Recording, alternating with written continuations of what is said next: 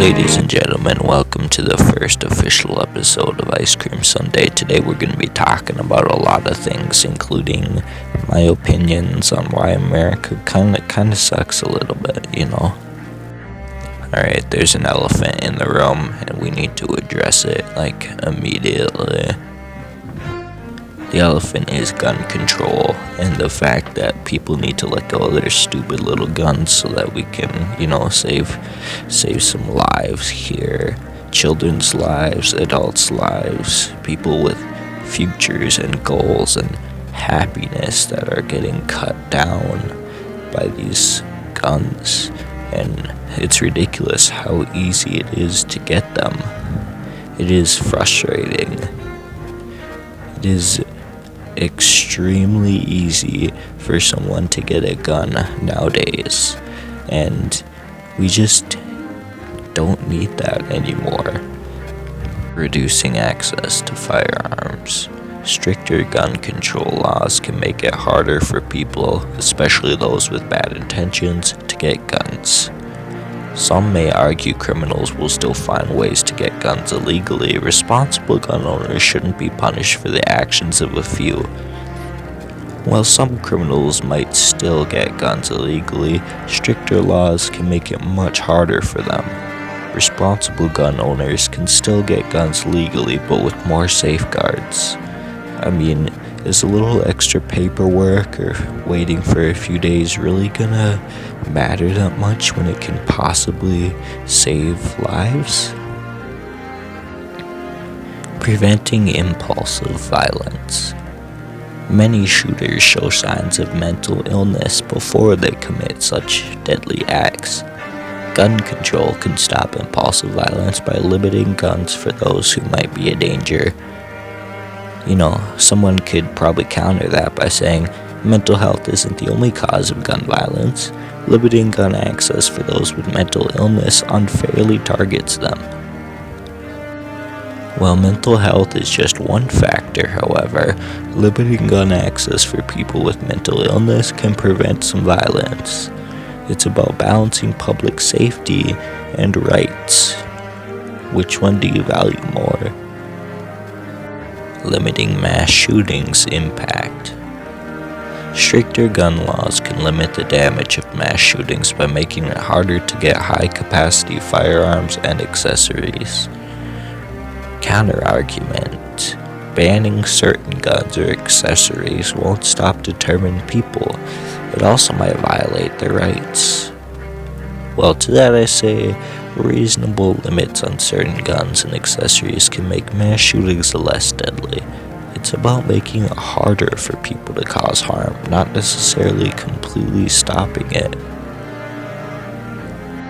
Now that animal's out of the way, let's talk about another animal, more specifically a sloth. This one isn't as factual as the last one.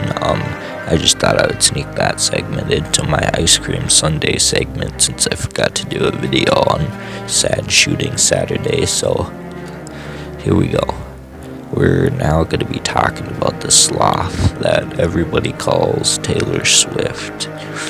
And Ice Cream Sunday is just basically me screaming at random people, but not screaming, just me letting out my thoughts and feelings. So let's begin. So Taylor Swift. Do I like Taylor Swift? Honestly, not really. Her music is kind of meh to me, but that's also probably because I'm just I don't know how to describe it. I don't vibe with her music at all. It's really breakup-y and really depressing. And it's really to me, it sounds like a teenage girl whining about breaking up with a boyfriend in a version of a song. That's kind of what it sounds like to me, and it's very not something that I want to hear as a logical thinking person. Do I necessarily hate Taylor Swift? Well, the answer is no. I'm kind of more of her toxic fan base, honestly, and how much a camera gets shoved in her face. Like, everyone in the world is supposed to care about her. It's very frustrating, especially at the Super Bowl. Like, they were like, yep, Taylor's still here. It's definitely good. Yup, she's eating popcorn and putting on a jacket. It's like, bro, I want to watch a game. Can you, like, get that camera in the direction of the game, please? That's another also reason why I don't hate Taylor Swift, is because her getting shown all the time at things like the Super Bowl isn't her fault. It's the media's. Being shown in all those news articles, again, that isn't her fault. That's the media's. Her fan base is pretty toxic. There's lots of videos covering it, but this YouTuber Papa Meat, he's a really good animator. You know, he does very inappropriate but funny animations on certain things like Sneeko and Moist Critical and like things like that. And like, she did one on Taylor Swift. It was a breakup. I thought it was hilarious, but her fans, they were writing things like witch incantations. Like, I think one was like, your skin will slowly start to peel off and your eyes will melt out of your head and you'll lose all your hair.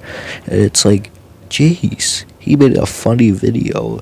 Hey, you guys taking it so serious? Like, chill, bro. It's not that serious. My personal opinion about her fans, honestly, is they're a bunch of, I wouldn't say mentally ill, but they're pretty disturbed. They've just gotten out of a breakup and stuff, and they're just so toxic.